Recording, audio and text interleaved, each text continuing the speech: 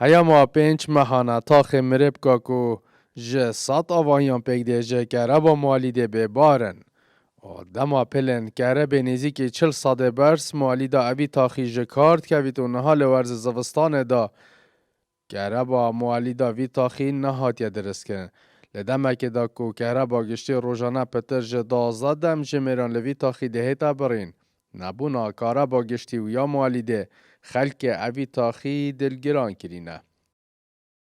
تقریبا اول هیوک دو هیوه هم به کاره با مالی دینه کاره با مالی دی جی خلق محتاج بیته و کم بین سحکنه کاره با عام جی کاره با عام دی تقریبا دهیتن ایواری تیتن هلس بیده چید حتی ایواری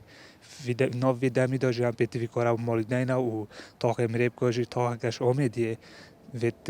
بهت اشکن 4 کیلومتر بکن تقریبا 4-5 هیوک هم کاره با مالی مریب کنینه هم حس که این مال دک بهت دانان چی اهلی بید چی حکومی بید دا خلق استفاده که جبینی تن چون که کهربا عام نه خوشه هیوی کهربا مالی و اینو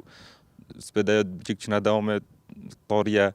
هم حس که مالی که دانن و دش بریش رزگار ببین.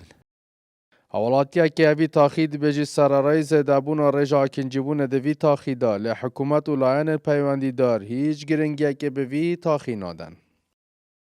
شكل تقريبا أفعال ما همي تقاكي هجورة ويو بيخدونا كاتشو بخل من يبكونو كات بس وقت انتخاباته بدا وقت انتخاباته دوام بابو دبنگا پروژه کاینو زو چه پروژه نکینه اما میره بکو تقریبا 100 مول تهنا منایتا اما سه چو هیوان بکه بجو علاج کلمه کارا با موالیده و نبونا خاندنگه هانا نبونا بازاره که لیوی تاخی کوپتر جه 2 کیلومتر آجه سنتر باجر آمدی دیره